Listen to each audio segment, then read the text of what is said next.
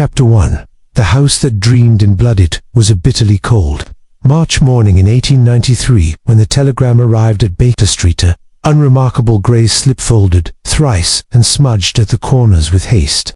I, Dr. John Watson, was sipping tea by the hearth, perusing the day's newspaper with sluggish interest. Holmes, of course, had already spent the morning dissecting the residue of a half-burned telegram, ash fragment he had retrieved from the sleeve of a former client, who'd been less than forthcoming about his recent travel history. He said nothing as he opened the note, but I observed the subtle sharpening of his eyes. "Watson," he said crisply, "do you recall the name Lady Eugenia Warburton?" The name did ring a faint bell. Did she not make headlines some years ago for founding that retreat for the melancholic and sensitively inclined up in Devon? "Just so," Holmes replied, "a great patron of dreams, phantoms, mediums, and the invisible illnesses of the upper class. She is also more practically the widow of Sir Cedric Warburton, the railway magnate. What does she want with you?" Holmes held up the telegram.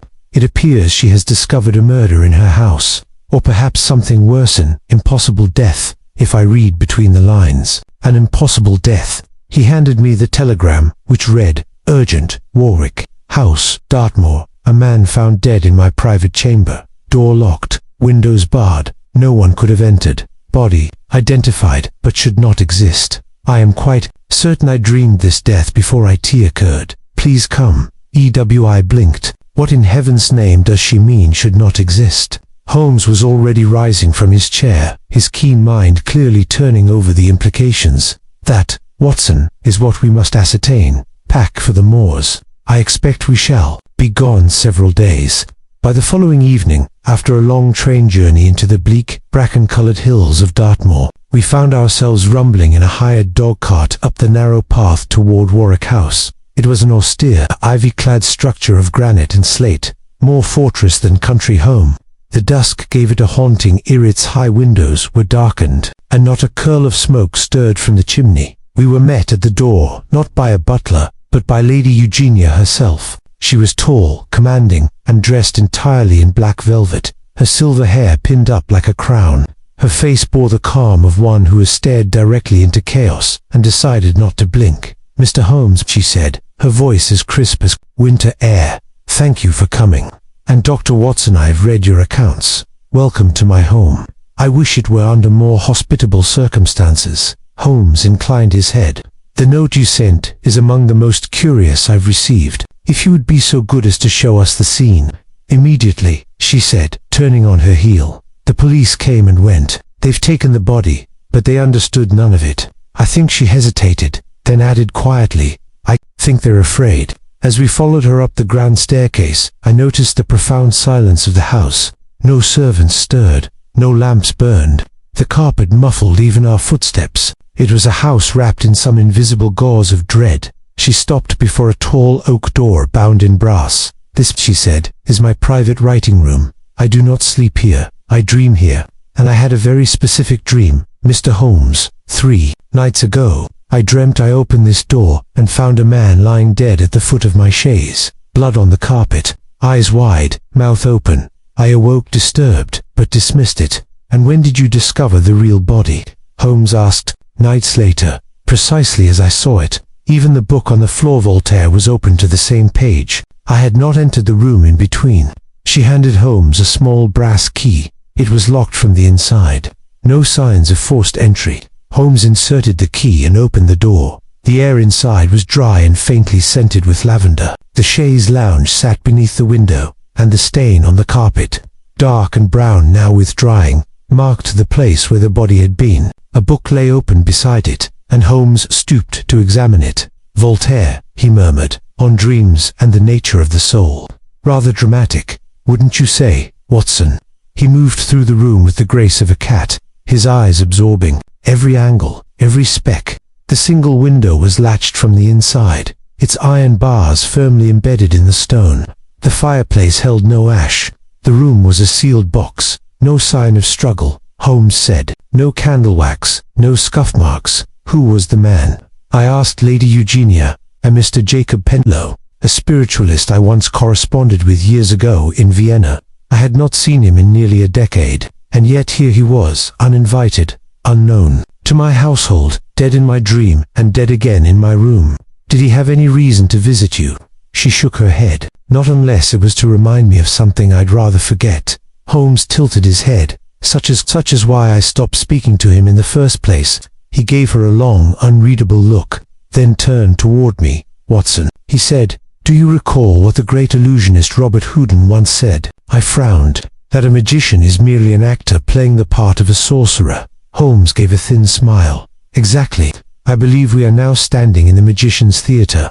But who plays the part of the sorcerer, and who the audience, that I have not yet decided. And with that cryptic remark, he turned back to the room and began, with methodical precision, to search for secrets in the folds of a dream that had come terribly, impossibly true.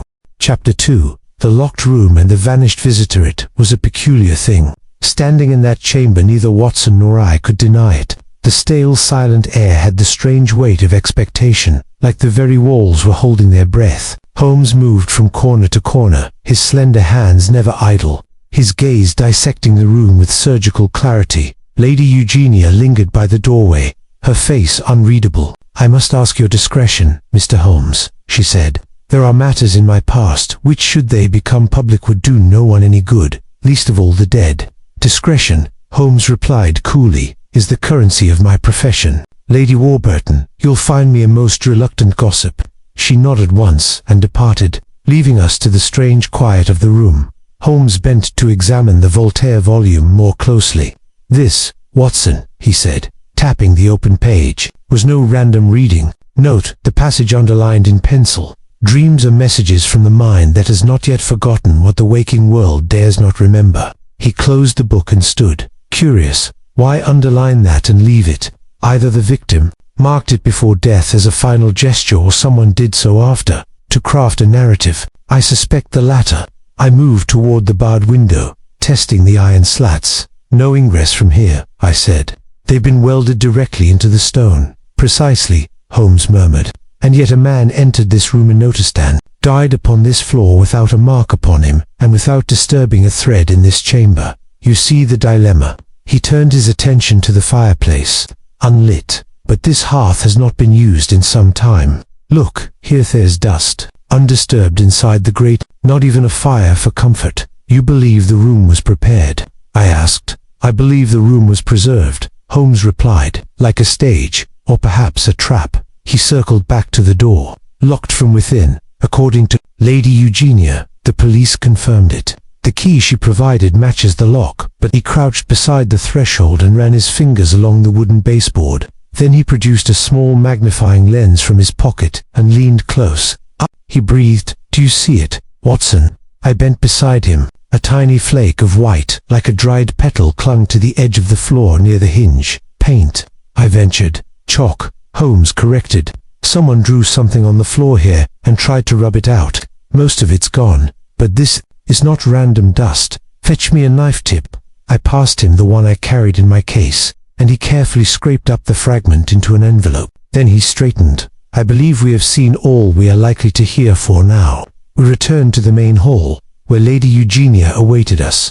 She led us into a salon with high windows and faded portraits of ancestors with long, melancholy eyes. A maid, pale and silent, brought tea and departed without a word. There were no witnesses to the man's arrival. Holmes asked. None, she replied. I asked the staff. No one saw Jacob Penlow enter. No one even heard the door to the south wing open. The servants sleep in the west wing. I'm the only one with a key to that room, and the grounds are they kept secure. We have a gardener, but no walls. This is Dartmoor, Mr. Holmes. You could walk a mile in any direction and not meet a soul. Holmes nodded. Still, it would take audacity to cross such grounds in the night, enter a home unseen, and then somehow lock oneself into a room from which there is no exit. He paused. And this Jacob Penlow, can you tell me more about your association with him? Lady Eugenia stirred her tea. We met in Vienna. He was studying under mesmerists and mediums. I was younger then, and lost. My husband had passed. I sought comfort in places where reason does not always follow. Did he ever stay here before? Never. Our correspondence dwindled years ago. I had not thought of him in over a decade, and yet he chose your private chamber as the site of his death, Holmes said quietly. A curious choice indeed. At that moment, a light knock came at the salon door, and the same silent maid entered, bearing a folded note on a silver tray. She handed it to Lady Eugenia and left. She read it, frowning. "It seems you have a visitor. Mr. Holmes, a man from the local constabulary, Sergeant Ferris, who says he has something he'd rather not put in writing." We met Sergeant Ferris in the drawing room, broad-shouldered man with keen blue eyes and a faint scent of tobacco.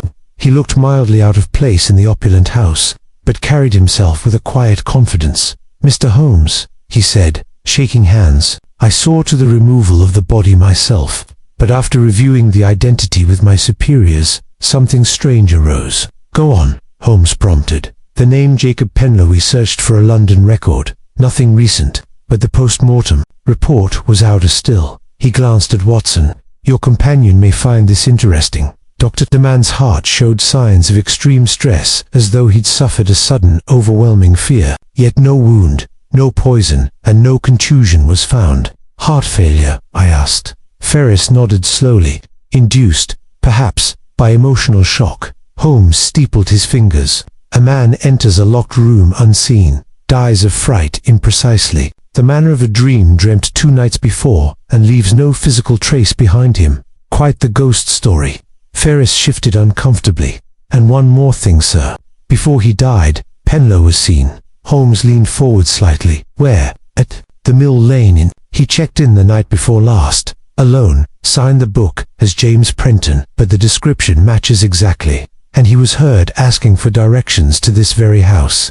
So he came knowingly," Holmes said softly. "And under an alias?" "Yes, sir." Holmes rose. "Thank you, Sergeant. That will be all for now." When the constable had gone, Holmes stood silent for a long moment, his gaze fixed on the fireplace. Then, at last, he spoke. "Watson, I believe we are at the edge of a waking dream.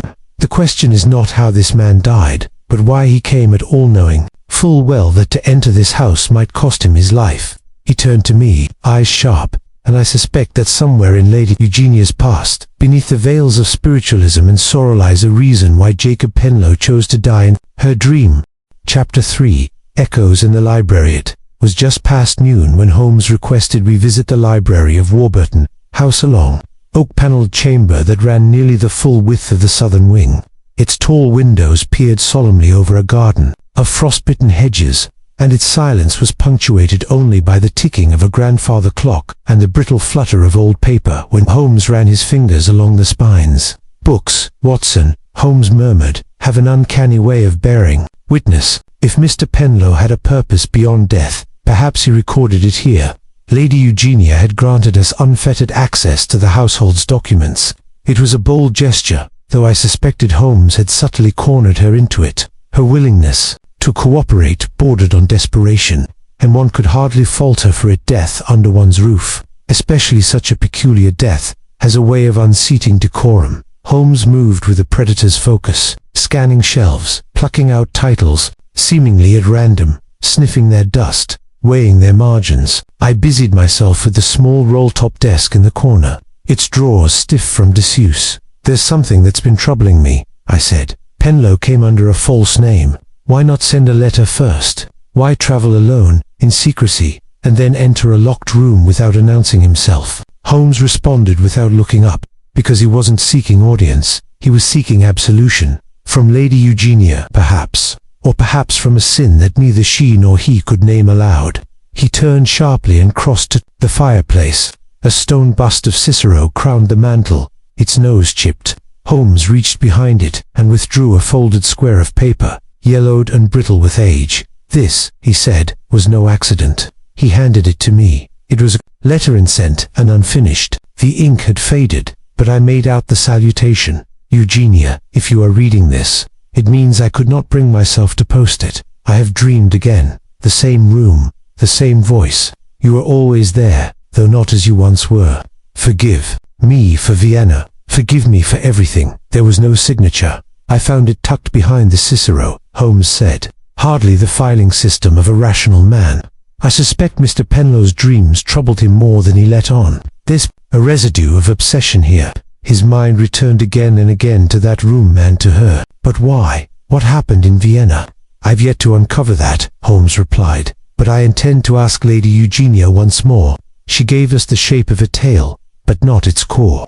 There is something she fears, something she believes has brought back from the dead." At that moment, Holmes stilled. He reached slowly into the hollow beneath the desk drawer I had left open. From the dark cavity, he drew out a small leather pouch tied with fraying twine and brittle as old parchment. Inside were several slips of card, each inscribed with strange symbols. Some were circles surrounded by tiny arrows. Others bore geometric patterns etched in silver ink. One had the outline of a hand, with a red dot in the palm. "What do you make of it?" I asked. "Mesmerist sigils," Holmes replied. "Or so I imagine. Hitoire, paraphernalia, perhaps once used by Penlow in his seances." "Do you believe in such things?" Holmes gave me a look I had seen many times before, the one that seemed to skewer superstition with a single arch of the brow. "I believe," he said carefully, "in the danger of belief." He turned the cards over. One bore a date June 6, 1887, and beneath it, 2 words, "The Silver Key."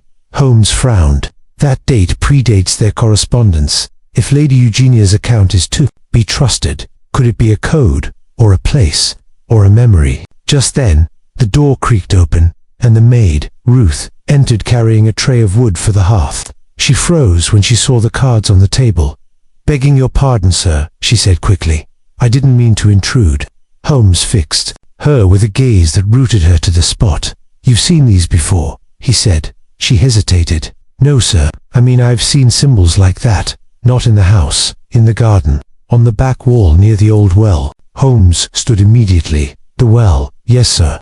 There's chalk markings, sometimes. Strange ones. Lady Eugenia always has them scrubbed away. But they come back." Holmes exchanged a glance with me. "Do they indeed?" Ruth bobbed her head and departed quickly. We followed shortly after, donning our coats against the cold and making our way through the back corridor toward the overgrown garden. A twisted iron gate groaned as we passed through, and the well loomed ahead, an ancient thing half-cracked, surrounded by crumbling stone. Holmes crouched beside it, running a gloved hand along the mossy surface. There, faint but legible, was the ghost of a circle the same design as one of the cards. "This was no dream," Holmes whispered. "Someone brought the ritual back, and they practiced it here." He stood and turned toward the house. The fading sunlight caught his profile and cast it in sharp relief. "We must speak to Lady Eugenia once more, Watson, and this time, no evasion." "Will do."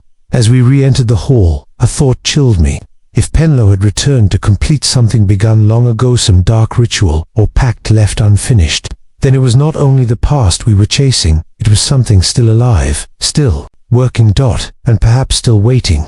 Chapter 4. The woman in the amber photograph, Lady Eugenia, was waiting for us in the morning room, where the light from the grey sky filtered dimly through sheer curtains, rendering the room pale and spectral. She was seated on a faded damask settee, a porcelain teacup held delicately in her hand, though her expression was anything but delicate. Her eyes, lice blue and unblinking, watched Holmes with the weary sharpness of one who had run out of places to hide. Holmes did not sit. He stood near the hearth, hands clasped behind his back, boots still damp from the garden soil. "You have spoken of Mr. Penlow's visit as unexpected, Lady Eugenia," he began, "and of your shared past in Vienna. But your story, though refined, is incomplete. I do not ask this out of idle curiosity. There is a presence in your home, one that moves behind locked doors and half-scrubbed symbols on stone." Eugenia stiffened. Her fingers tightened around the handle of her cup, and a tremor passed through her arm. "I don't know what you mean," she replied softly. "Mr. Penlow was unwell. His obsessions were always strange, even in the past, but they were his alone." "No," said Holmes gently. "The well at the back bears markings matching those found among Penlow's belongings. Ritual symbols, chalked by hand and renewed more than once. You scrub them away, yet they return. Why?" She did not answer. Her eyes shifted to the hearth, to the window, anywhere but Holmes. "Lady Eugenia," I interjected, "we do not seek to condemn, but a man is dead, and his final hours were not those of a madman, but of a man enacting something long held in memory. That letter you received, the one about dreams, you knew he was coming." She looked at me as if I had uttered something sacrilegious. Then, in a strained whisper, she said, "I had hoped he wouldn't, but I feared he might." Holmes turned his head slightly in. "What was it?" Precisely, that you feared he would bring back with him. She rose, as if propelled by some invisible force, and moved toward a cabinet in the corner of the room. From it, she retrieved a thin velvet album, the sort used for daguerreotypes and cabinet portraits. Her hands trembled slightly as she laid it open on the table between us. She turned a few pages, then paused. There, framed in delicate brass corners, was a faded photograph. It showed a group of 6 people, elegantly dressed, seated in a Viennese drawing room. Eugenia was unmistakable, though years younger. Beside her sat a man with an angular face and penetrating eyes. Low. The others I did not recognize, save for the final figure, a young woman with a cascade of hair pinned high, her smile too wide, too fixed. She stared not at the camera, but slightly off to the side, as if watching something none of the others could see. That, Eugenia said, pointing to the young woman, was Clara Immerfeld. She was the heart of the group, a medium, or so she said. And you believed her? Holmes asked, his tone mild. I didn't have to. Penlow did. So did the others. They met twice a week, in secret. The seances began as games, but Clara changed, or something changed her. Holmes leaned closer. Explained. She began to speak of a figure she called the one in amber, a woman made of silence. She said this figure came to her in dreams, whispering things no one should know: birth, dates, secrets, even the way someone would die. At first, it frightened us. Then, it seduced us. Penlow most of all. He called it scientific mysticism, as if by decoding her visions, he could unlock a new form of knowledge. And what happened to Miss Immerfeld? I asked. Eugenia's expression shuttered. She vanished. One day she did not arrive for the séance. Her rooms were empty, her clothes untouched. No note, no trace. The authorities presumed she had taken her own life, though there was no evidence of it. The well behind her boarding house was drained. Nothing was found. Holmes turned to the fire, the light flickering on his face. And Penlow, he asked. He changed after that. His letters became erratic. He claimed to have dreamed Clara's voice, that she still whispered to him, that there was one ritual left incomplete, the offering, he called it. He spoke of unlocking a temporal fold, of binding memory through fire. Fire, Holmes repeated softly. Then the candle, the markings on the floor. He recreated the séance. Eugenia looked haunted. He must have, I warned him, told him to forget Vienna. But he was never the same after Clara. It was as if he thought she had never died at all, only shifted. I repeated. Eugenia closed the album and laid her hand upon it, into something beyond us. For a long moment, no one spoke. Holmes turned toward the window, his silhouette dark against the pale light. Lady Eugenia, he said at last, may I keep this photograph? She hesitated, then nodded. Yes, but if you find her, if somehow Clara remains, please, do not bring her back here. She has already returned, Holmes murmured. The question is, in what form? As we stepped out once more into the dim hallway, I felt the weight of the photograph in my pocket, a relic of a vanished time, and perhaps a vanished woman. But Holmes walked faster now, his stride urgent. The figure in the photo, he said, was watching something outside the frame, something that Penlow remembered and sought again. And what do you suspect it was? I asked. He didn't answer at first. Then, almost absently, he said, a door, Watson. A door that was opened when sand may have never been properly shut. Chapter 5. The Red Thread and the Sleeping Room. The morning had passed into a reluctant afternoon by the time Holmes and I returned to the site of the late Mr. Penlow's demise. Though his body had been removed, the scene remained in rare concession from Inspector Gregson, who, at Holmes' stern insistence, had agreed to delay further disturbance of the study until the great detective Cuckoo had completed his private inquiries. Holmes wasted no time. He moved about the room with silent intensity, bending close to the floorboards, fingering the brass sconces along the wall, and even brushing his gloved hands across the soot-caked mantel as if feeling for a hidden seam in the stone. I observed as best I could, not daring to interrupt his concentrated movements. What are we looking for, Holmes? I finally asked, my voice a cautious whisper, despite ourselves being quite alone. Anything, he replied, that contradicts the apparent finality of death. I admit, I shivered at that. The air in the study was colder than the rest of the house, despite a fire having been lit earlier that morning. The shadows here lingered longer. The scent of spent wax and aged vellum clung like cobwebs. Holmes straightened and fixed his gaze upon the floor, the very spot where Penlow had been found kneeling, hands uplifted in what appeared a ritualistic gesture of offering. "I want to be quite clear, Watson," Holmes said, motioning me toward him. "What we see here is not merely a tableau of madness. There is order, a geometry to it. The candle, the lines chalked beneath the rug, now hastily brushed away, and the symbols etched in the soot along the mantelpiece. This was not the act of a man in despair, but of one following a design toward what end? That," Holmes said, "is what I intend to discover." He crouched beside the hearth and produced a small magnifying lens. "Aha," he muttered. "Here." I stepped closer. Beneath the lowest brick of the hearth, nearly invisible to the naked eye, was a frayed red thread, no longer than a fingernail wedged into the mortared gap. "Silk," Holmes noted, extracting it with tweezers, "and not from Penlow's attire." I examined his garments, myself coarse wool and linen. "This is from a gown or robe, perhaps belonging to Lady Eugenia?" I asked. He shook his head. "No, she wears English cottons, finely woven, but nothing of this hue or delicacy. This is from the continent." The word hung in the air like a summons. "Vienna," I murmured. "Precisely." We remained in silence a moment longer.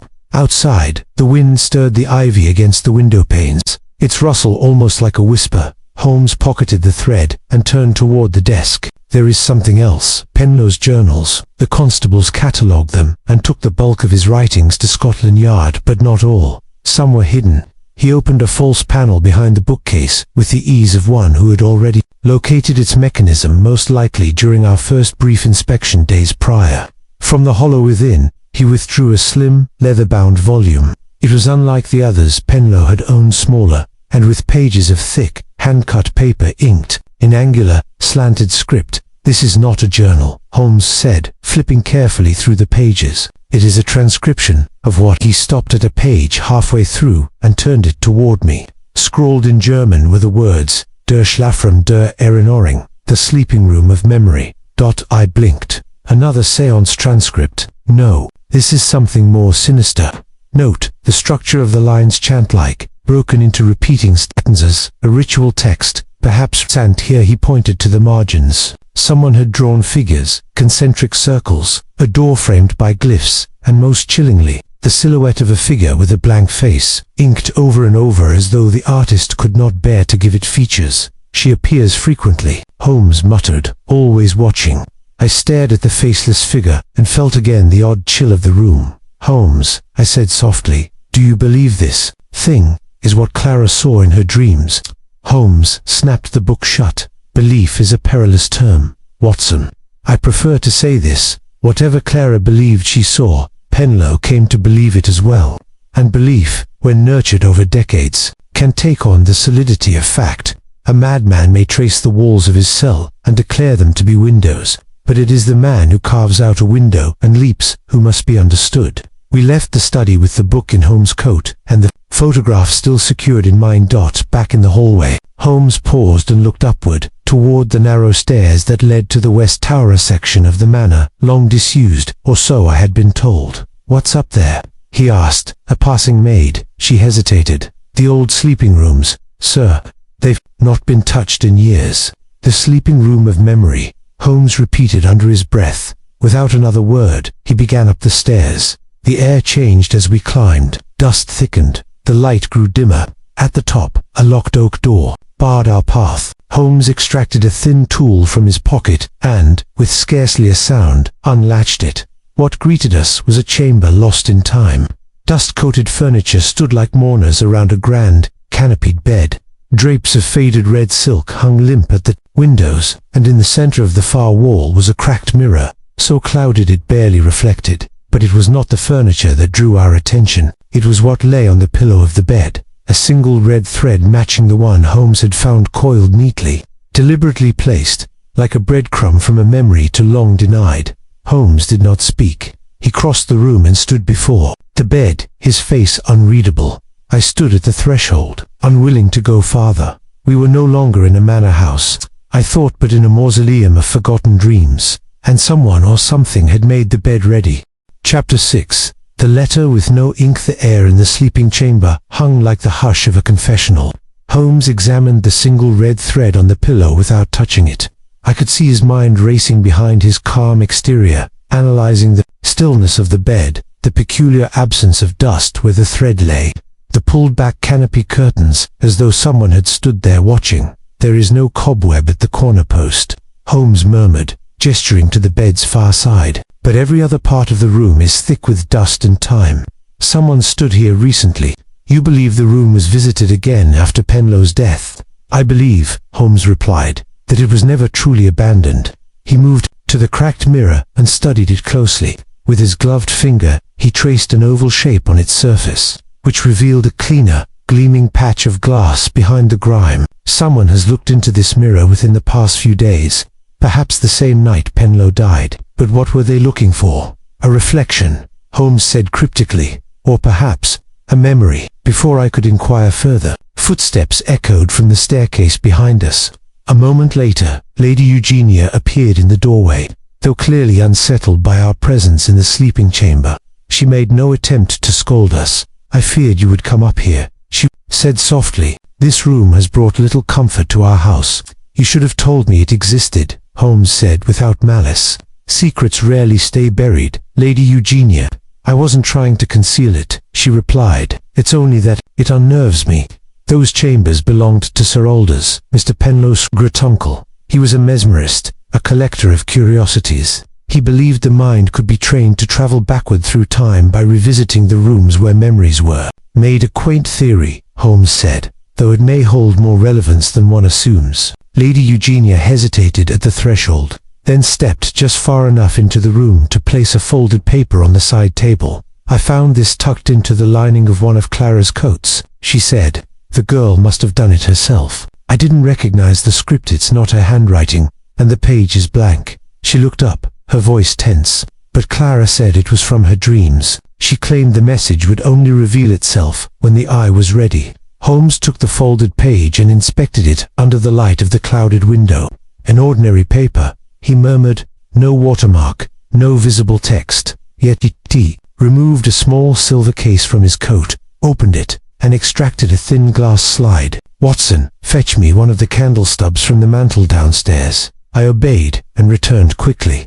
Holmes lit the candle and held the paper just above the flame, rotating it slowly as the heat warmed the fibers, and then, there it was. Faint, brown ink almost invisible began to emerge in slanted Germanic cursive. Holmes translated aloud. "She walks beneath the veils of sleep, where past and future intertwine. Do not wake her until the circle is unbroken. The gate is memory. The key is pain." I felt a shiver rise in me. Who could have written that? Clara claimed it came from her dreams, Lady Eugenia said faintly. She'd wake in tears and say she had spoken to someone named Herr Seidel, a man in a room filled with smoke and clocks. She believed he was waiting for her in another life. Seidel, Holmes repeated. "Not a common name. Have you ever heard it before?" Lady Eugenia shook her head. Holmes turned to me.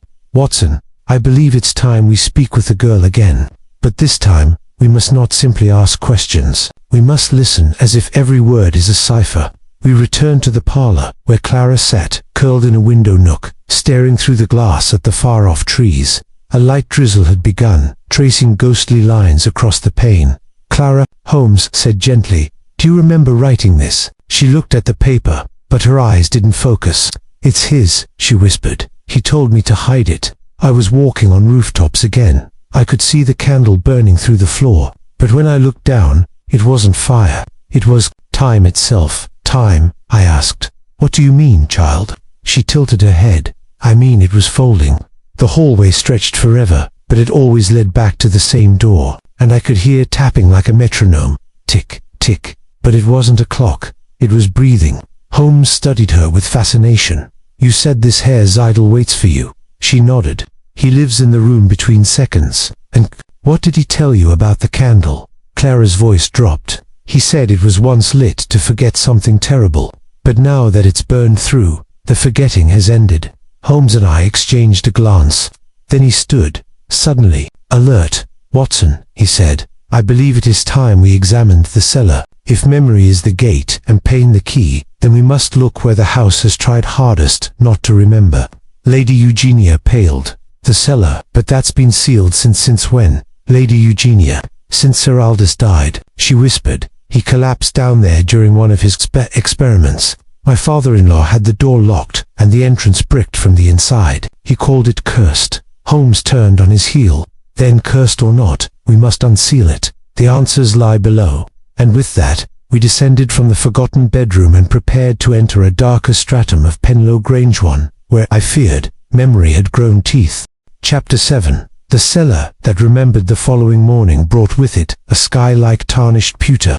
Rain had passed in the night, leaving the garden paths slick and the scent of damp stone rising from the earth. I found Holmes in the drawing room, already dressed and standing beside a detailed floor plan of Penlow Grange that Lady Eugenia had unearthed from a locked drawer. The cellar door, Holmes said, tapping a faded rectangle on the diagram, was once located beneath the scullery stairs, a servant's passage. But you'll note something curious: this adjoining corridor was bricked up as well. A deliberate concealment, not a collapse. Lady Eugenia, pale but resolute, stood nearby clutching her shawl. I've sent for mason tools, she said. If you truly believe something lies beneath, I do, Holmes interrupted softly. The child's visions, the vanished ink, the candle that burns through time, all these are symptoms of something deeper. The past is not a ghost, Lady Eugenia. It is a prisoner clawing at the walls. 2 hours later, we stood in the scullery, sleeves rolled and lanterns lit. A hired workman chipped steadily at the brickwork behind the old shelving. Each strike echoed through the house with the weight of exhumation.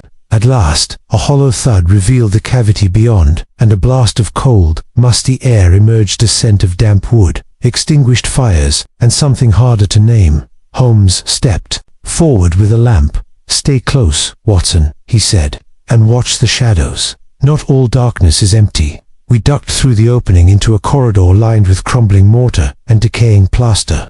A staircase descended steeply into a chamber whose walls were clad in warped panels of blackened oak. The floor was littered with broken glass, the remains of old candle stubs, and scattered fragments of chalk markings across the stone. A thick iron ring protruded from the center of the chamber floor. Holmes crouched by the ring, running a hand along the surrounding grooves. "This was no ordinary cellar," he said. "This was a ritual chamber." Sir Aldous was not merely a mesmerist, he was attempting something far more arcane. "Occult?" I asked, frowning. Holmes nodded slowly. "Or a twisted variation thereof.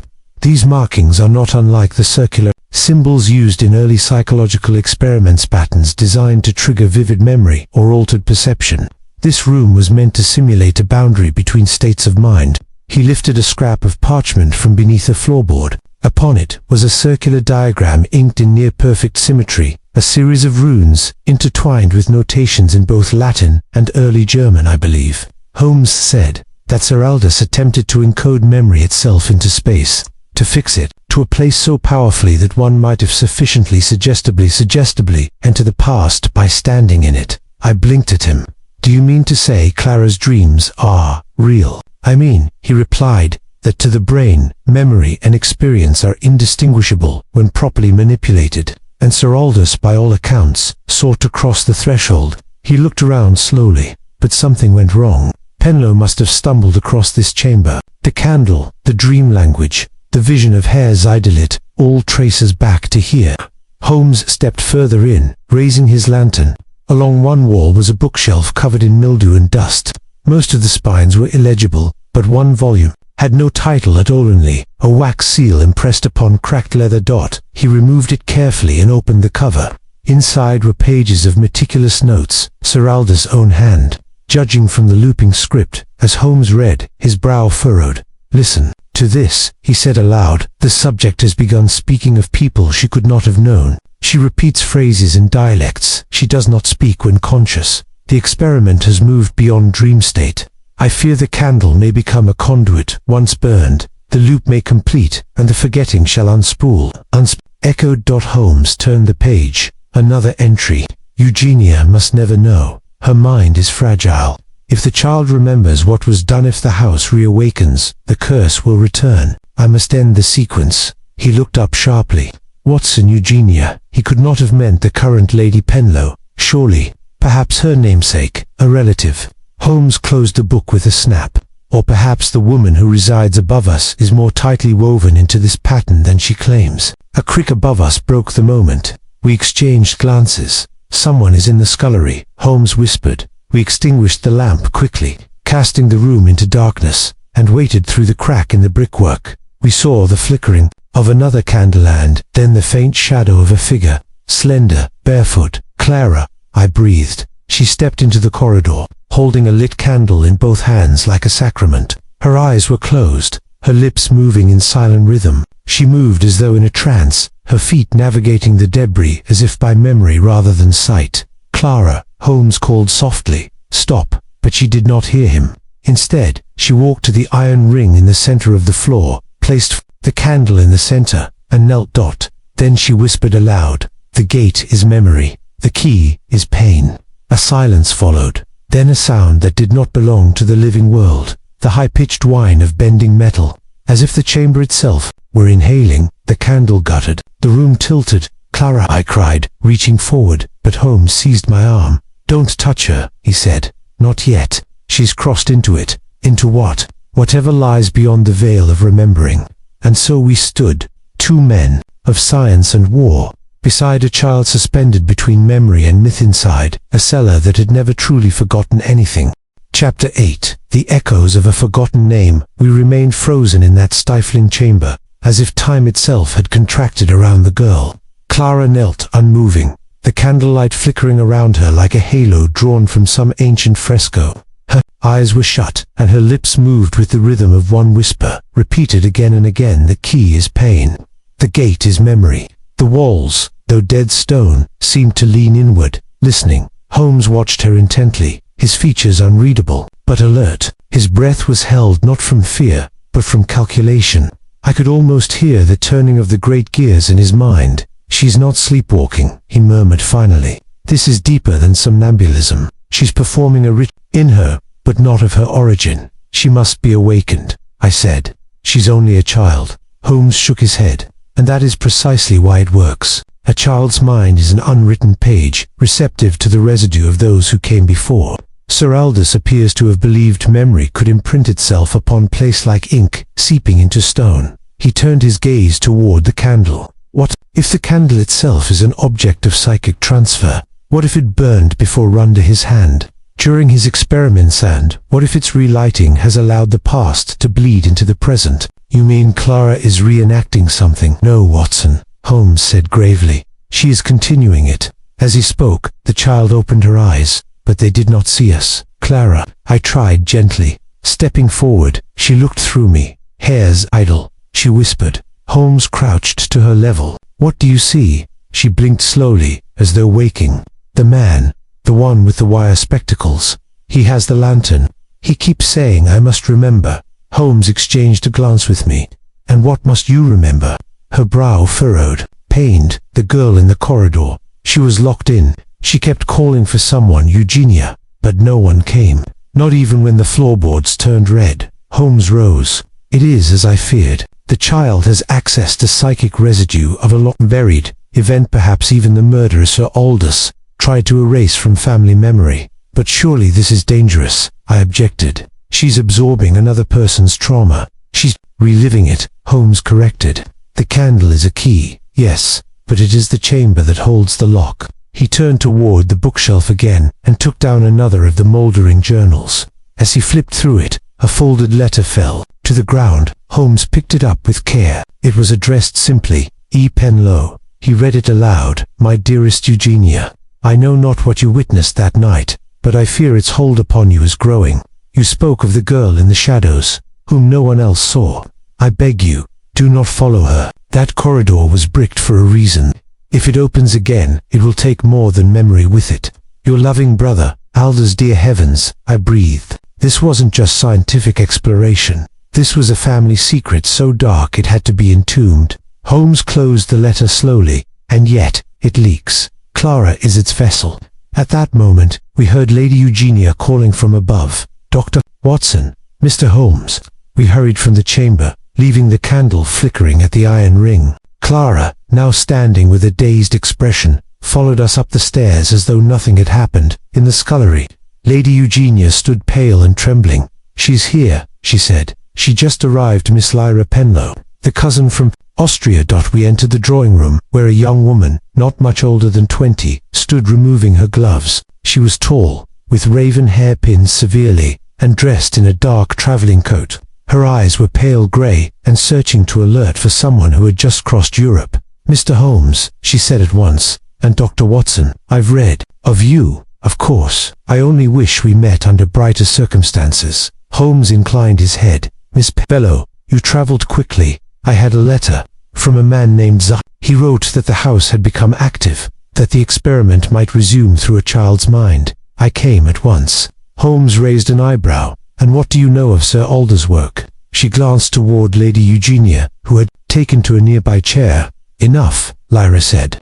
My grandmother was his ward. She told me stories most too fantastical to believe, but some lingered. About the candle that burned backwards, the girl who spoke Latin in her sleep, the dreams that passed from one Penlow to another like a bloodline. She looked at Clara, who sat staring quietly at her hands. She has it, doesn't she? The mark. Holmes' eyes sharpened. What mark? Lyra reached into her coat pocket and drew out a folded piece of parchment. On it was a sketched pattern, concentric circles crossed with sigils. It appears, sometimes, near the ribs, she said, always faint, like a bruise shaped by memory itself. Without prompting, Clara lifted her blouse slightly and pointed to her side. There it was, faint, purplish, and unmistakable. I drew in breath. Holmes merely said, it is spreading. Lyra sat. If it reaches her heart, she will become a mirror.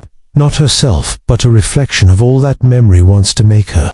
Lady Eugenia gave a sob, burying her face in her hands. Holmes stood silently for a long moment. Then we must end it, he said at last. How? I asked. Holmes looked toward the window, where rain had begun once more to fall. By going deeper. The dream is not yet complete. The key is pain. But the answer, he said, is choice. And so the path was set downward again, into shadow, where the girl's mind met the buried sins of her house, and where Holmes, for the first time, would step not into a criminal's trap but into the jaws of memory itself.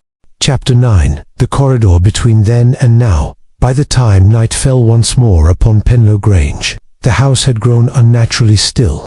Even the ticking of the clocks seemed reluctant, as though time itself hesitated to move forward. A storm gathered over the moors, but the lightning was soundless and far away, casting brief ghastly silhouettes against the tall windows. Holmes stood at the threshold of the scullery, studying the freshly exposed passage with a lantern in hand. Miss Lyra Penlow, now seated nearby with a journal open on her lap, had traced diagrams she claimed were extracted from her grandmother's recollections, once dismissed as fever dreams, but which now aligned disturbingly with the events we had witnessed. The mark, she said softly, always preceded the memory episodes. My grandmother was never believed. She was sent to sanatoriums, called mad. But she wrote obsessively of that ring in the floor and the voice behind the candlelight. Holmes looked over the sketch. You say she heard the voice. She called it the second tongue. It would speak through her while she slept. She said it belonged to someone who had died long ago, a girl who could never forget. Holmes was silent for a time. Then he turned to Clara, who sat cross-legged by the hearth, staring into a candle she had relit. Her lips no longer moved, but her expression was drawn, as if caught between drowsiness and a trance. She's holding on to herself for now, Holmes said, but not for long. The resonance is increasing, and the corridor is the only place where memory still dwells untouched. I stirred uneasily. You intend to descend again? I must, he replied, but not as myself. Lyra looked up, sharply. What do you mean? Holmes walked to the cot-rack and removed a long, dark traveling cloak, one of Lady Eugenia's. He adjusted the collar, pulled his hat low, and retrieved the cracked leather book from the cellar, the one bearing Sir Alder's seal. If memory is performing a play, he said, then I shall take the stage. We descended once more into the narrow corridor beneath the house. The walls felt narrower now, as if they had grown inwards. The chamber had changed, subtly. The floor seemed cleaner, the books less mold-ridden, the symbols sharper. I cannot swear by it, but I felt we had crossed the threshold not of distance, but of time. Clara followed behind Holmes, the candle balanced in her hand, and when she reached the center of the ring, she sat with the precision of a ritual. Holmes stepped into the shadows and began to speak, not as himself, but in a slow, unfamiliar cadence. "You returned," he said, his voice low and modulated. "You always return. Why do you never finish the message?" Clara did not look up. She murmured, "Because I died before I could." Holmes knelt across from her. "Tell me, girl, who remembers? What name did they take from you?" She opened her mouth, but no sound came. Her face contorted in frustration. Her fingers shook. Then she reached into her pocket and pulled out a fragment of folded paper. Holmes took it gently. It was part of a nursery rhyme, aged and CRE. ASED. 1 for the candle, 1 for the ring, 1 for the name that nobody sings. He read it aloud. As he did, a low groan echoed through the room, as though the stone itself had heard. The floor trembled faintly beneath us. Suddenly Clara's body stiffened. Her head jerked to the side. "He is here," she whispered. "Herr Seidel, he is listening." Holmes narrowed his eyes. "Then let him hear." He opened Seralda's journal to a blank page and, with a piece of charcoal, began scrawling a set of glyph symbols mirrored from those on the chamber wall. As he wrote, Clara began to speak, her voice an eerie amalgam of her own and another, older cadence. "I saw her," she intoned. "She wore a green sash and no shoes. She danced on the roof in winter and called herself Eugenia, though it wasn't her name. They buried her in the corridor and told the house to forget. I felt the chill rise like frost beneath my skin." Holmes did not flinch. "She is the first?" he asked. "The first and the last," said Clara, "until me." At that moment, Lyra, who had been silent at the threshold, stepped forward, her face pale. "There's more," she said. "The name nobody sings, it's hidden in the map." Holmes rose. "Map?" She handed him a folded piece of parchment. "It was among my grandmother's things. I only now see the meaning." Holmes opened the paper, revealing an intricate plan of the house with additional annotations marks in Latin and Old English. There, faint but unmistakable, was the outline of a second corridor branching beneath the current cellar. One word was written along the spine of the tunnel: Elisabetta. Holmes turned to Clara. "Is that the name?" Her eyes filled with tears, but she nodded. "Yes, she remembers me. I remember her." With a sudden gust, the candle went out. The room shuddered as though exhaling. For a moment, everything fell into darkness. Then, softly, the candle relit of its own accord. Clara stood. "She says it's finished," she said. "She says the name is free." Holmes nodded gravely. "Then the binding is broken." I exhaled only then, realizing I had not breathed for nearly a minute. Holmes looked down at the open journal, where the last glyph had smeared into a line like a heartbeat fading. He closed the book. "We have met the ghost," he said quietly, "and given it back its name." And with that, we turned and ascended from the memory-entombed chamber, unsure whether we had performed a séance, solved a crime, or simply listened at last to a girl who had danced on the rooftops of time. Chapter 10. A memory sealed in wax. The following day, the skies cleared, though a strange hush still hung over Penlow Grange. It was as if the storm had passed not only over the roof, but through the very marrow of the house.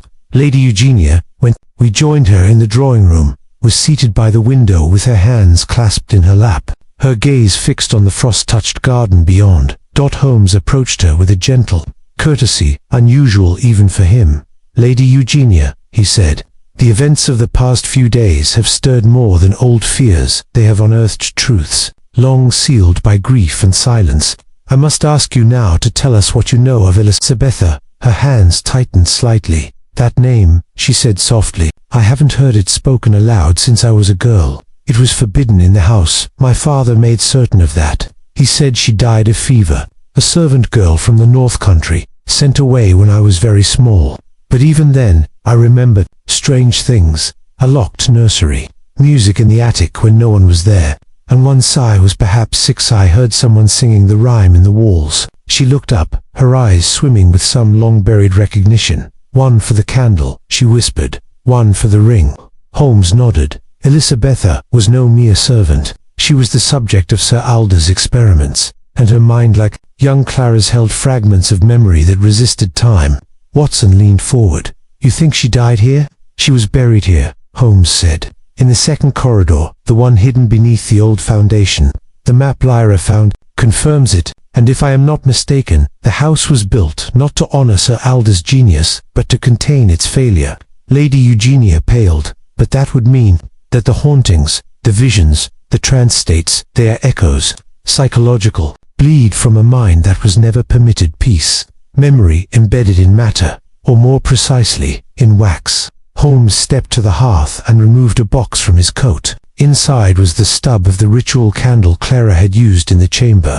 He held it carefully between thumb and forefinger. "This," he said, "is not ordinary wax. It contains within it threads of hair, traces of blood, and minute particles of pollen known to induce vivid dream states, a compound of ritual and chemistry.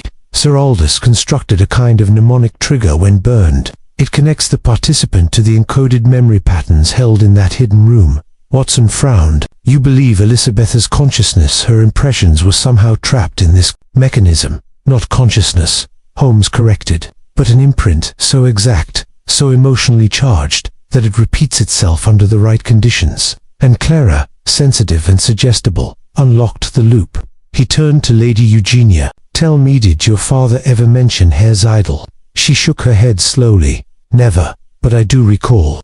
Once, during a thunderstorm, he opened a drawer of old letters. I saw one written in German. He burned it in the fire before I could read more than the signature." Holmes exhaled. Seidel was no ordinary tutor. He was a collaborator, likely involved in the same psychological movement Sir Aldous dabbled in: early memory manipulation, dream extraction, the pseudoscientific fringe of the late romantic mind. A dangerous pairing. Lyra entered the room at that moment, clutching an envelope. "This came for you, Mr. Holmes," she said. "Delivered by hand, no seal." Holmes opened it carefully. Inside was a sheet of thick, yellowed paper. There was no message, only a symbol, drawn in red ink, the same glyph that had appeared in the chamber. Holmes' eyes narrowed. "He knows we've uncovered it, and he wants us to stop." "Who?" I asked. Todd Holmes didn't answer at first. Then he said, "The Patterns Keeper. The last link to the original chain of deception.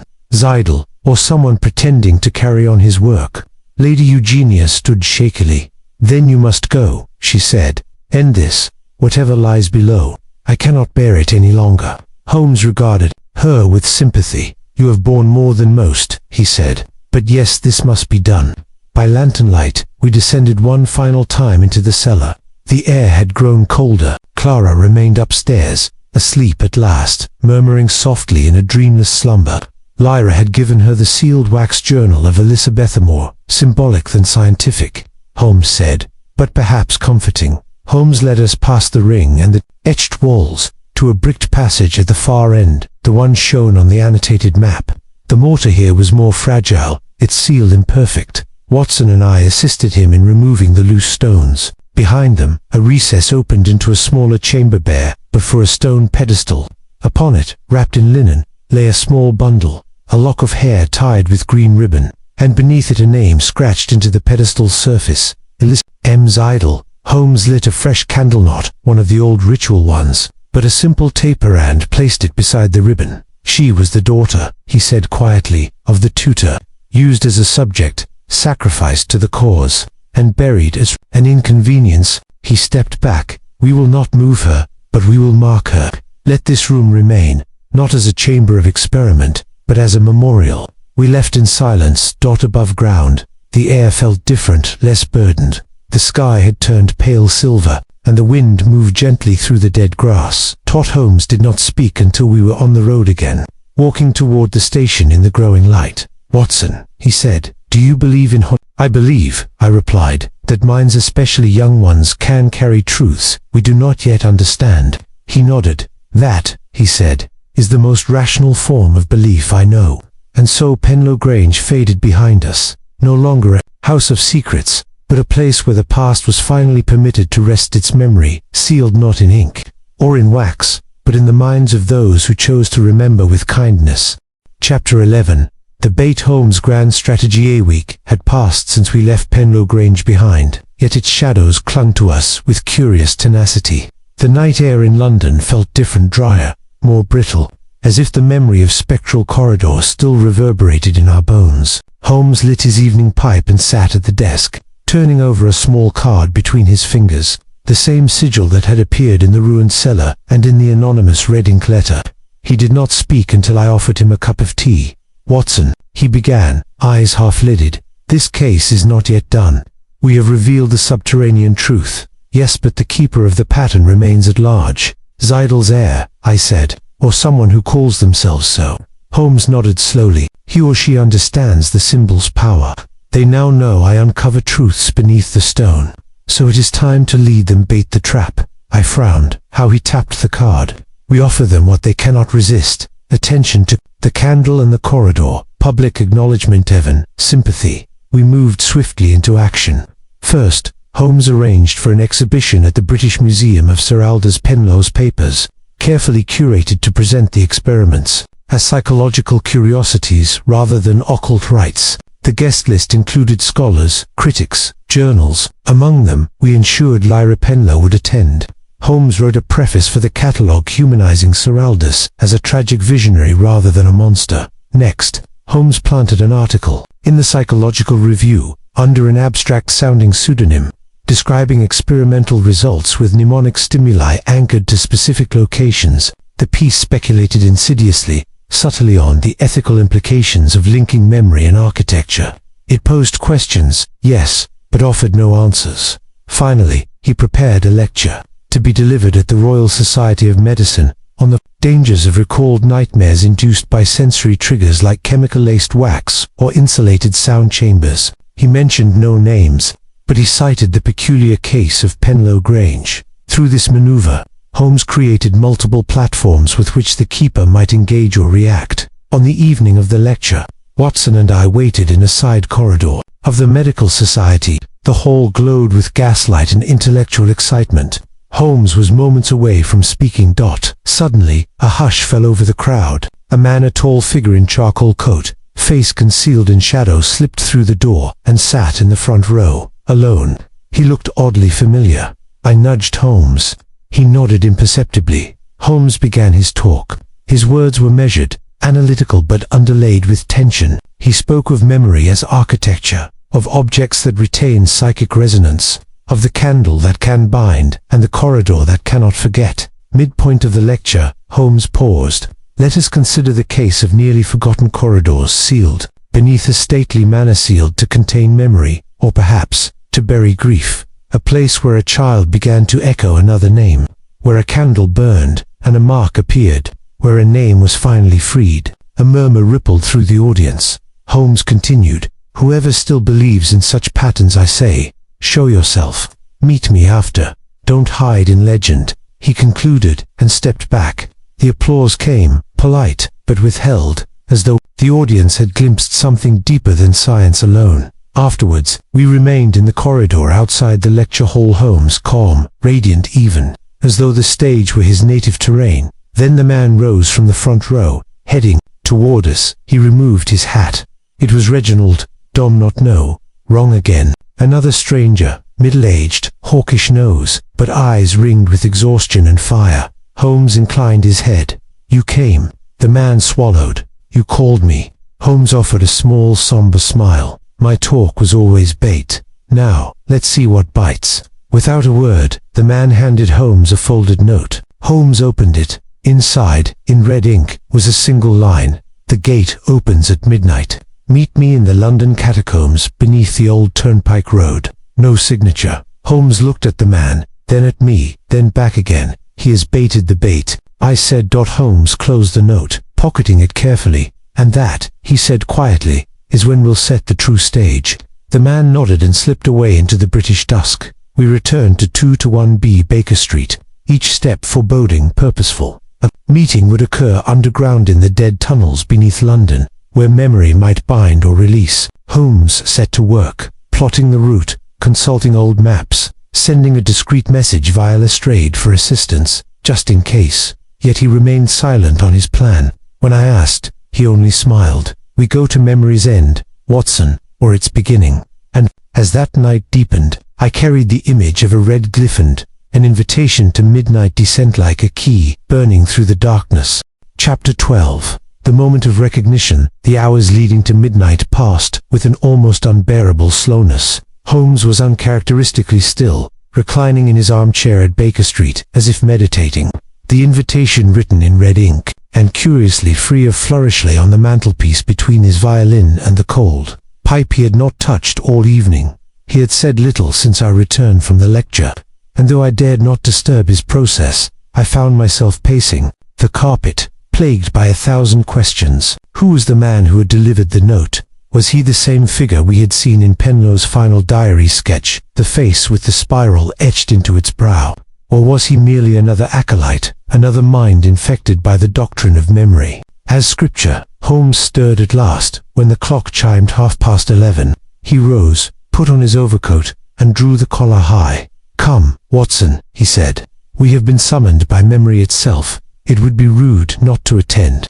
The streets of London were hushed under a pale moon, the fog dampening the gaslight until it shimmered like phantoms against the paving stones. Holmes led us east through winding alleys and industrial back lanes, until we reached a crumbling stair beneath the disused turnpike road, a narrow iron gate, flanked by moss and decay. It opened to his touch, unlocked. That the descent was steep, the stone steps worn and slick. We descended into a network of catacombs I had never known existed, older than the underground, older even than most of London's visible bones. Holmes held a lantern aloft, its circle of light revealing brick, scorched in places, water-stained in others. The air was heavy, tasting of mildew and time. After several turns through the damp corridors, Holmes stopped. There, ahead of us, stood a door, not a heavy oak panel or iron gate, but a simple, wooden door freshly installed. Its handle gleamed, untouched by rust. He turned it. The chamber beyond was unlike anything I expected.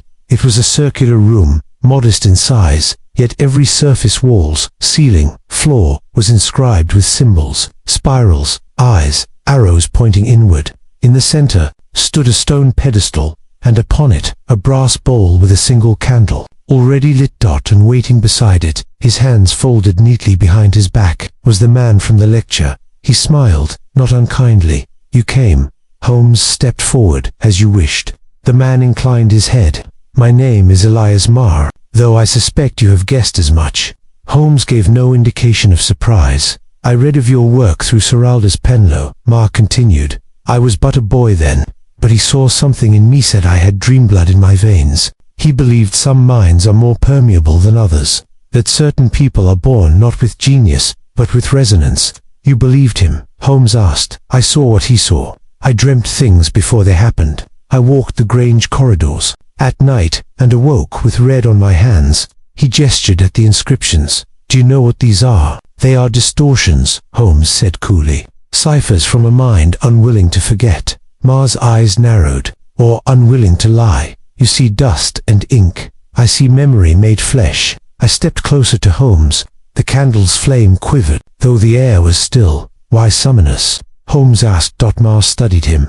"Because you are the first man I've ever met who understands what lies beneath the waking world, but refuses to believe it. That's power, Mr. Holmes. Not just to see, but to deny. I wanted you to feel it." Holmes smiled faintly.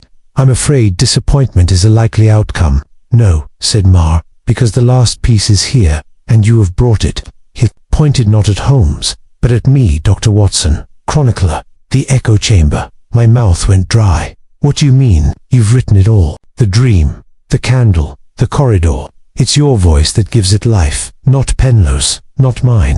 Holmes placed a hand on my shoulder. Marr continued, his voice a whisper. "What is written lives longer than the writer. I only needed one more witness." Then he turned back to the pedestal, and before Holmes could stop him, poured a vial of dark liquid into the flame. There was a hiss, a sudden flicker of violet light, and for one horrifying moment, the symbols on the walls shimmered. Then, silence. Holmes moved at once. He extinguished the candle.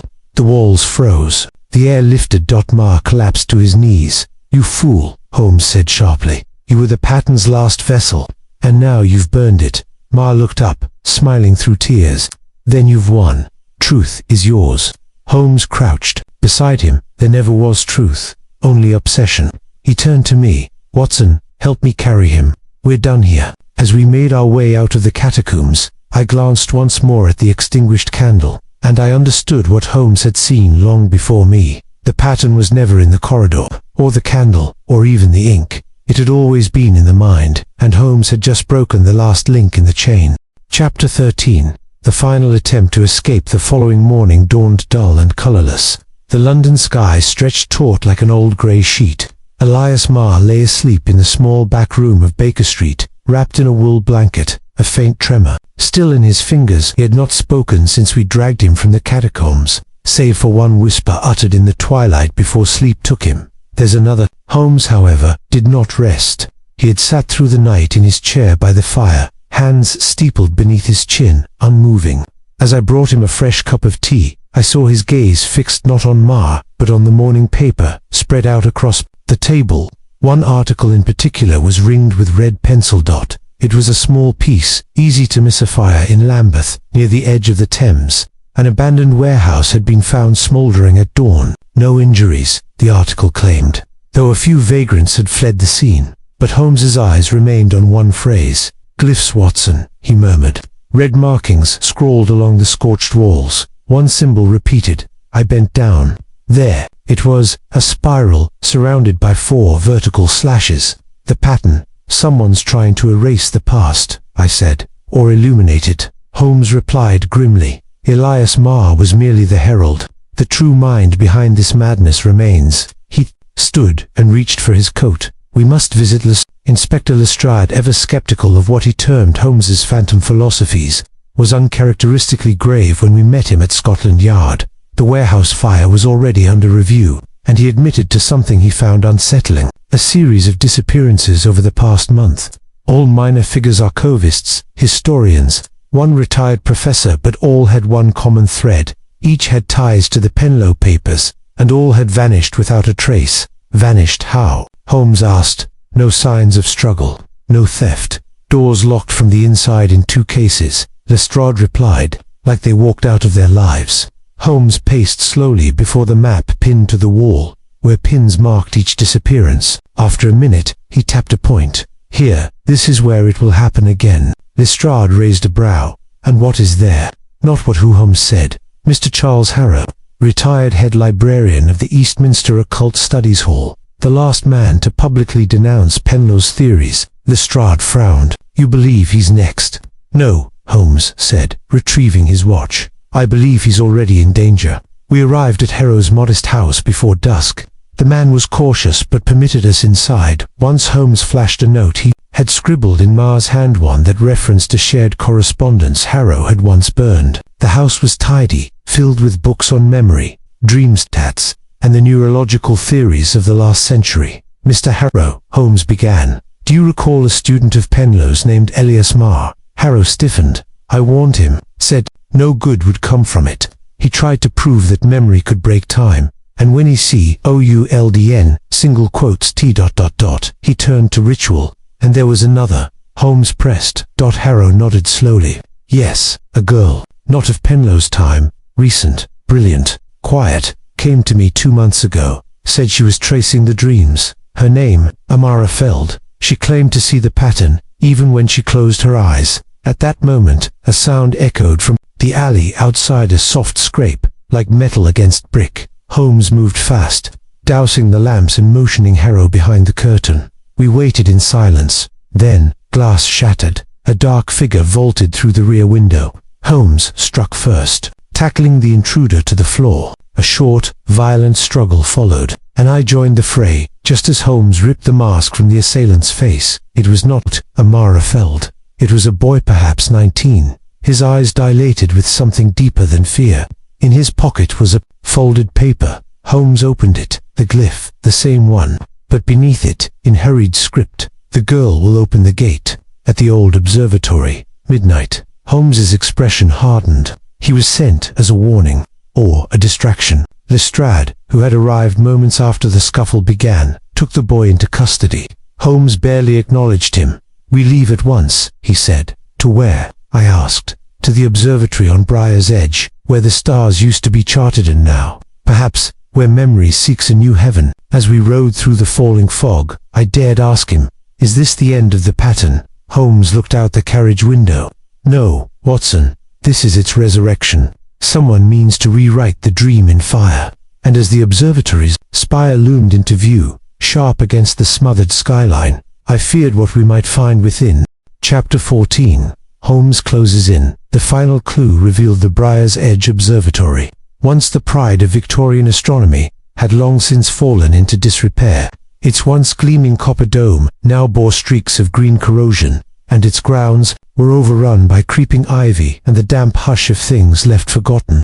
The carriage dropped us at the gate, just shy of midnight. A pale moon hung behind the clouds, casting the decaying structure in eerie, skeletal silhouette. Holmes stepped out first, his eyes scanning the grounds. No light in the upper dome, but the basement windows glow faintly. Electric light. I asked. Lanterns, he said. Someone doesn't wish to draw notice from the street. Come. We moved swiftly but cautiously, following a narrow path through the overgrowth that wound around the side of the building. There, half covered in vines, was a rusted service door. Holmes pressed his ear to the wood, then slowly turned the handle. It gave without resistance. We entered a narrow corridor lined with peeling maps of celestial charts and rot-stained walls. The light ahead flickered gently. Lanterns, as Holmes predicted. We crept toward the source and stopped just before reaching the chamber beyond. There, illuminated by the soft glow of flame, stood a woman. She could not have been more than slender, pale, with dark curls pulled tight behind her head. She stood before a large slate, etching spirals and strange sigils in white chalk, murmuring softly under her breath. On the floor beside her sat an open book, one I recognized instantly. From Ma's descriptions. The lost Penlow journal. Amara Feld. Holmes did not step forward immediately. He watched her, head tilted slightly. She's stabilizing the pattern, he whispered. Look, see how she repeats each sequence 3 times. She's not drawing symbols. She's reinforcing memory. I swallowed. Do we stop her? Not yet. She's incomplete. Amara suddenly turned, as if sensing us. You're late, Mr. Holmes, she said, without surprise. But not too late. Holmes stepped into the light. Miss Feld, I presume you've taken your mentor's madness a step further. It's not madness, she replied. It's release. She stepped back from the chalkboard and gestured to the floor. A complex spiral pattern had been drawn there as well, larger, more intricate than anything we'd seen before. Symbols surrounded it, many of which matched the graffiti at the Lambeth fire. I dreamed this chamber, she said. Before I knew it existed, I saw the glyphs, the lens, the path of the moon over the window. I saw Ma deliver the message, and I saw you arrive, which means we are still on time. Holmes looked down at the spiral. Time for what? For the remembrance, she said quietly, for the dream to cross over. You mean to summon something? I asked, voice rising with unease. She shook her head. Not summon. Anchor. The dream has no voice without us. It drifts through the minds of men half-born, half-rated, but with enough resonance in us minds focused it can settle. It can speak. Holmes crouched suddenly and drew out a slip of paper from his coat. He compared it to the markings on the floor, then stood. You made a critical error, he said. Amara frowned. You assumed memory is truth, he continued. But memory lies. Ma was proof of that. He remembered what he wanted to believe. He thought the glyphs were ancient, that Penlow was a prophet, but he ignored the anomaly in every replication of the spiral. Holmes stepped forward and pointed to a section of the floor. Glyph. This quadrant is reversed, mirrored. The leftward spiral breaks the pattern. It's a safeguard. I copied it exactly, she started. No, Holmes cut in. You copied what you were meant to see. Penlow introduced the corruption himself. He pulled a notebook from his coat and flipped to a page one I hadn't seen before. I found the first drawing, he said, buried in the university's archives. Not from Penlow but to him, from a sailor at a coastal asylum in Cornwall. The sailor claimed to have seen it burned into a hillside during a lightning storm. Penlow plagiarized it, but feared it. So, he reversed a piece of it, a quiet rebellion. Amara's face went pale. That's why it never stabilized, Holmes said. Why every dream decays into obsession. The pattern is incomplete by design. Your ritual can never succeed. For a moment, the silence was absolute. Then Amara turned back to the slate, and with trembling fingers, began erasing the mirrored section. I can fix it, she said. I can restore the symmetry. Holmes lunged forward and grabbed the chalk from her hand. No, he snapped. If you complete it, it becomes true. The moment the glyph is whole, it's no longer fiction. It writes itself. She tried to reach for the chalk again, but Holmes crushed it under his heel, and then, like breath exhaling from a room, The light dimmed, the flame in the lantern guttered low, and all the symbols on the wall began to spin by touch, but as though something in the room no longer wished them to remain. Amara collapsed to her knees. "It's leaving," she whispered, "the dream gone." Holmes did not speak. He helped her to her feet and led her from the chamber. I followed, shaken, unsure whether we had stopped a delusion or exorcised something real. As we stepped back into the cold night, I asked Holmes what would have happened if she completed it. Holmes stared up at the moon. "Then we would not be having this conversation," he said, and with that, he turned and walked into the fog.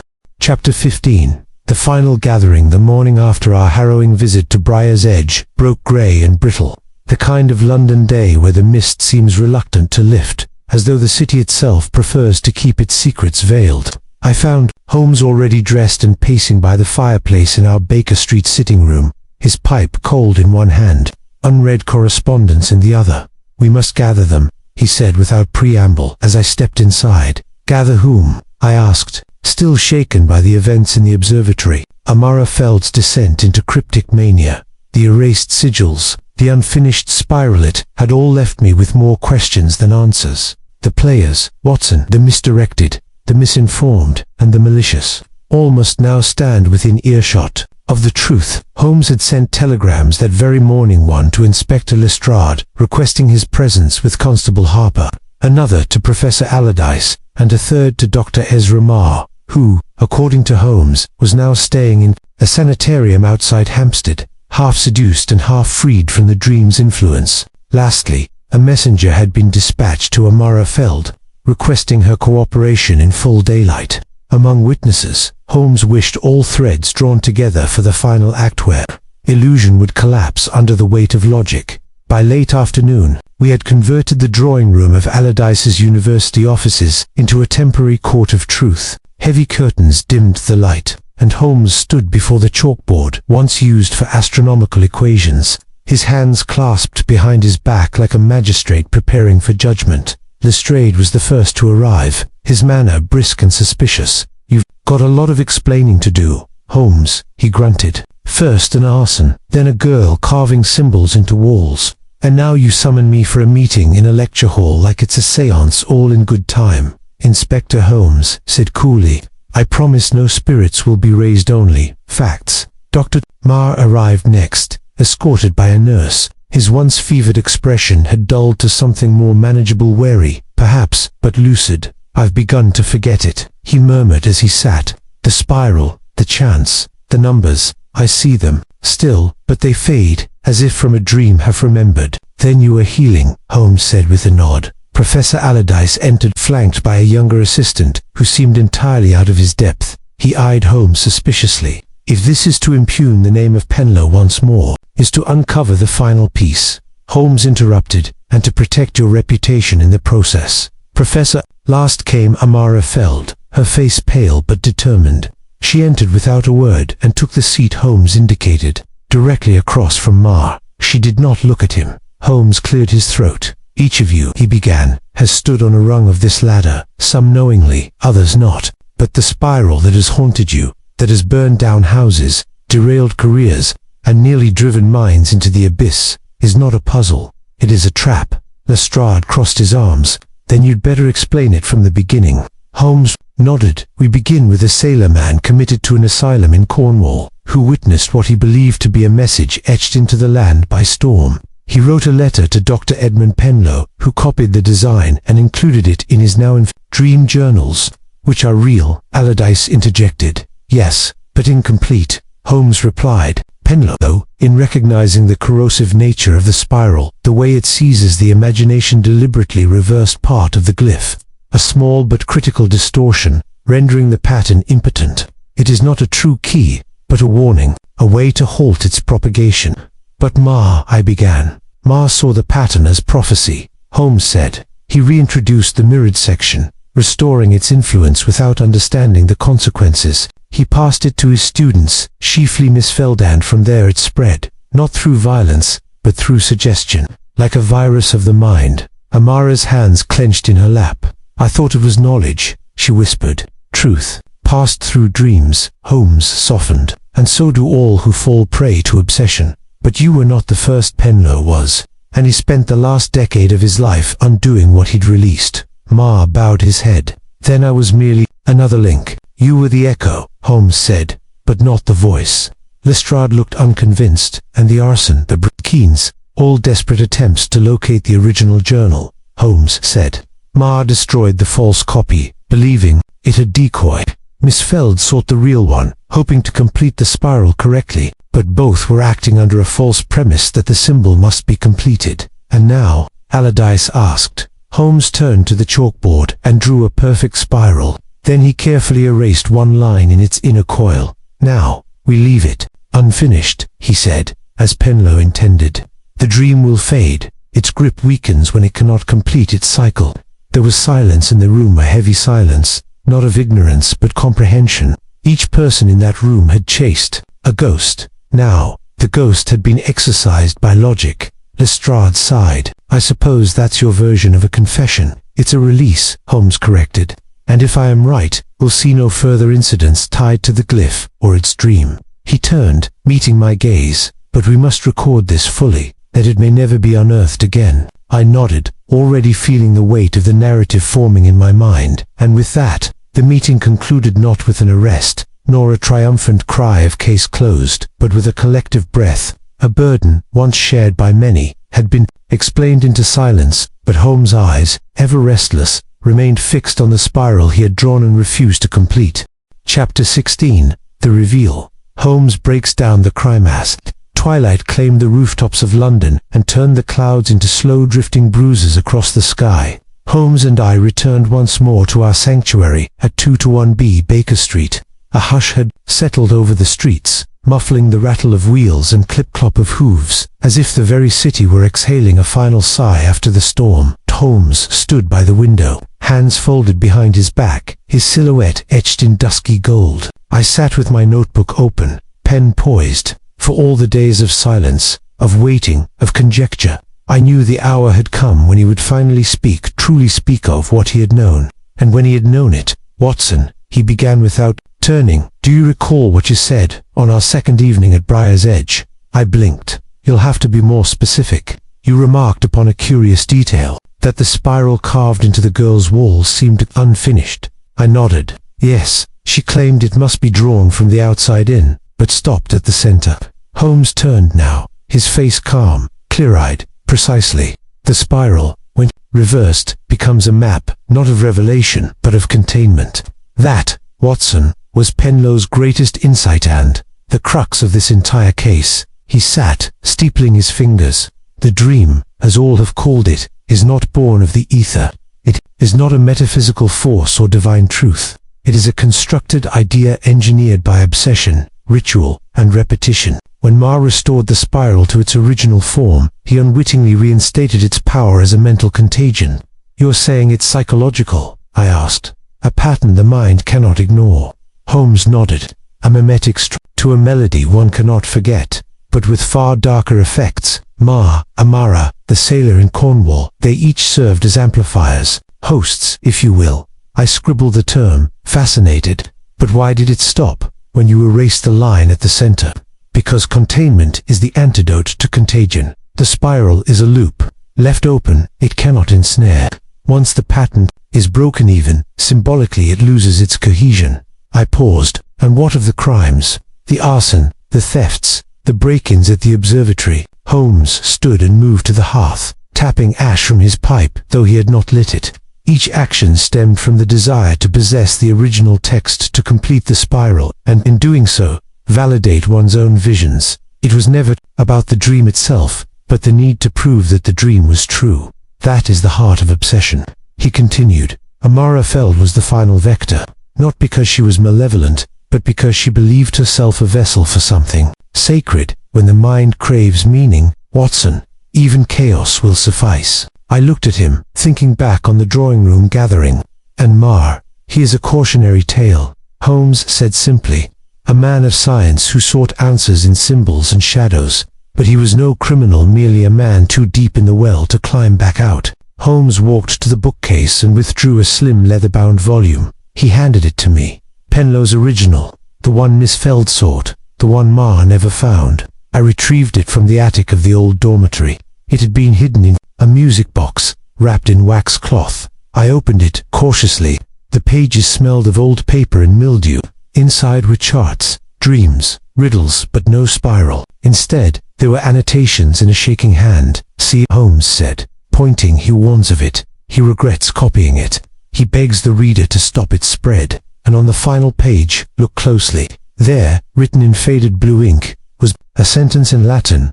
Holmes translated aloud. "Ad nihilum redigator qui totum, videre cupit. He who seeks to see the whole will reduce all to nothing." I sat back, deeply moved. Then Penlow, he tried to atone. Holmes nodded solemnly.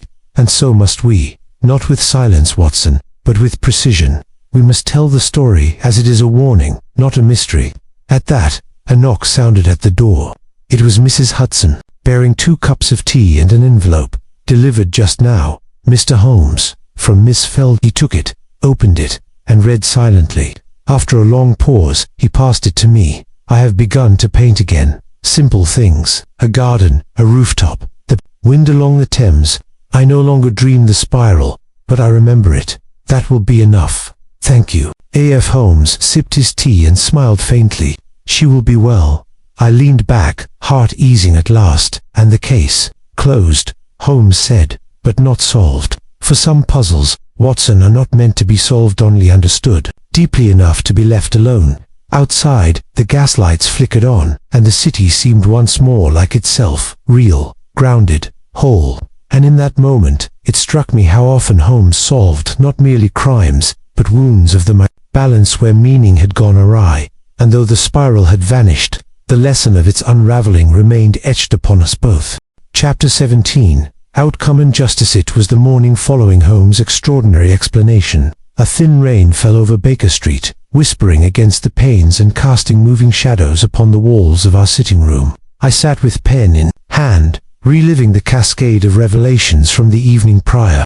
Holmes, meanwhile, had taken once more to the violin, drawing from it slow, deliberate notes that echoed our mood, tranquil, yet unresolved. Though Holmes had deemed the case closed, the machinery of justice had yet to engage. We were waiting upon Inspector Lestrade, who had promised to call that morning with news of the official charges. Marr remained in custody, not for the crimes themselves, but for his possible endangerment of others. Amara Feld had been released, into the care of her brother, an arrangement Holmes personally facilitated through quiet channels. At precisely 9:30, Lestrade arrived, his boots muddy from the rain, his umbrella forgotten in haste, his face bearing the peculiar mixture of pride and uncertainty so often worn in Holmes' presence. "Well, gentlemen," he began, removing his hat and shaking it over the hearth, "I'll say this, you've left Scotland Yard in a state of considerable confusion." Holmes smiled politely.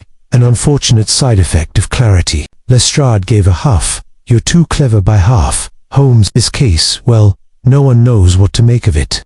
There's no body, no theft, no villain in the traditional sense.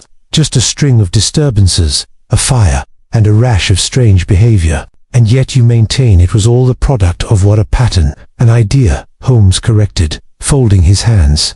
"One infectious in nature, but not unlawful in itself." Lestrade frowned. "So what are we to do with Marr?"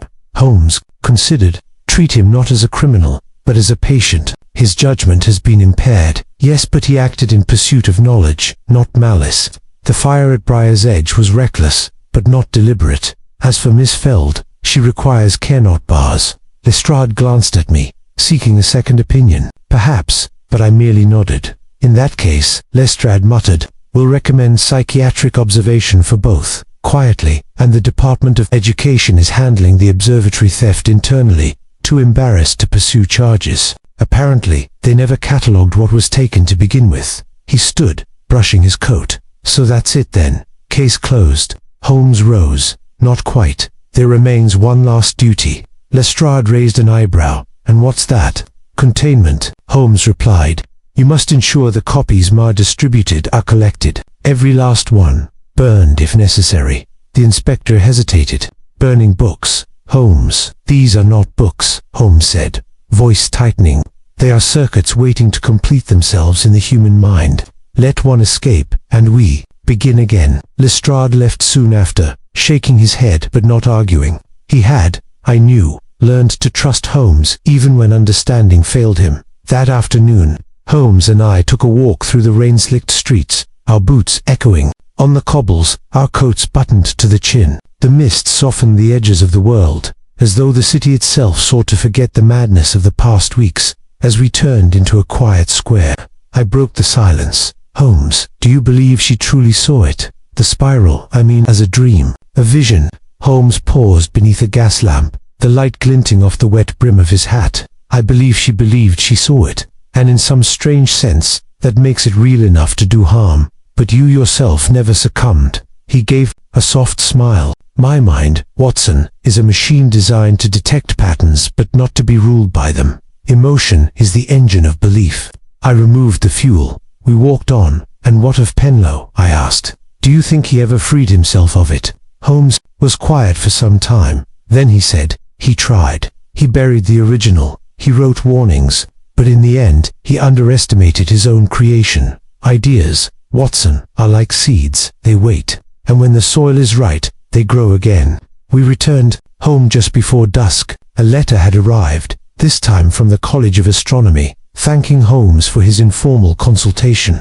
They had quietly shuttered the Mar Observatory for reorganization. The spiral mural had been scraped away, the journals locked away or destroyed. Holmes read the letter once, then tossed it into the fire. That, he said, is the only proper conclusion. I watched the flames curl around the paper, turning ink into ash. Then the dream is ended.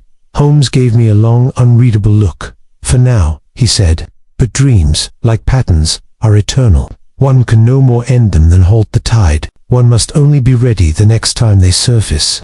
And with that, he turned once more to the violin, the strings singing not of dread but of peace, a melody without pattern, a tune that wandered, deliberately unfinished. Chapter 18. Holmes' final reflection. It was 2 days after the conclusion of the case, and Baker Street had once again resumed its customary rhythm. The rain had passed, giving way to a brisk, overcast calm, and the morning sun diffused through a grey veil, just enough to cast faint shadows on the walls. I sat across from Holmes in our sitting room, scribbling the final lines of my account into my notebook. My thoughts swirled with the imagery we had encountered: spirals painted on stone, journals that read like incantations, a girl who danced on rooftops and claimed to see something hidden from waking eyes. For all my years at Homicide, I had never encountered a case quite like this one. Holmes, seated in his armchair with his fingertips pressed together, had not spoken for nearly half an hour. The only sound was the steady ticking of the mantel clock and the occasional rustle of a page as he turned the letter from Penlow's estate over and over in his hand. At last, he spoke. You see, Watson, it was never about the spiral. I looked up. What do you mean? It was about what the spiral represented, he said. A perfect idea, an irresistible invitation. Not a symbol, but a seed, crafted with such care and subtlety that it took root not in the rational mind, but in the subconscious. That is where its danger lay. You believe it was constructed? Undoubtedly. Marr rediscovered it. Yes, but he did not invent it. The original was created by Penlow, likely during those lost years of his self-imposed isolation. He attempted to encode something in insight, perhaps for a challenge into a visual and linguistic construct so potent that it could override reason, and in a few cases, it did. I leaned back, struck by the implications. But to what end? Why would anyone do such a thing? Holmes shrugged. That question lies beyond the bounds of logic. Perhaps he believed he had seen something truly ineffable, and sought to communicate it. Or perhaps he was simply a man driven mad by his own brilliance. We shall never know. He stood and crossed to the window, watching the fog roll low over the rooftops. You recall, Watson, he said, that Amara Feld spoke of seeing the spiral in dreams. But the dreams began after she had seen Marr's notes. The pattern had imprinted itself so deeply on her mind that it invaded her sleep. It did not require belief, only exposure. I nodded, and Penlow left the journals buried, hoping they would never resurface. But they did, Holmes said flatly. Ideas, once formed, are notoriously difficult to suppress. There was a long silence. I wonder, I said softly, if that's why you never looked directly at the sketches. Holmes turned, his expression unreadable. I looked, he said, but never for long. I have trained my mind, Watson, to see without falling in. Observation must never become obsession. He returned to his chair and pulled out his pipe, tapping it thoughtfully against the armrest. And Amara, I asked, will she recover? In time, he replied. The mind is a resilient thing, particularly when surrounded by care. Her brother has already removed her from London, and I suspect that with distance and distraction, the dream will fade. And Ma, Holmes exhaled a thin stream of smoke. He remains in St. Hilary's under observation. He speaks little. Now, his mind has receded into the spiral, I fear trapped by the very idea he once sought to share. We sat for a time in companionable silence. Then I closed my notebook and set it aside. Holmes, I said, you once told me that the perfect crime is one that leaves no evidence, only confusion. Was this such a case? He smiled faintly. No, Watson, this was not a crime at all. It was an accident. A collision between curiosity and the unknown. And like all such collisions, it has left scars. He rose and paced toward the fireplace. But it has also left a warning, he continued. There are truths, perhaps even realities, that the human mind is not yet prepared to grasp.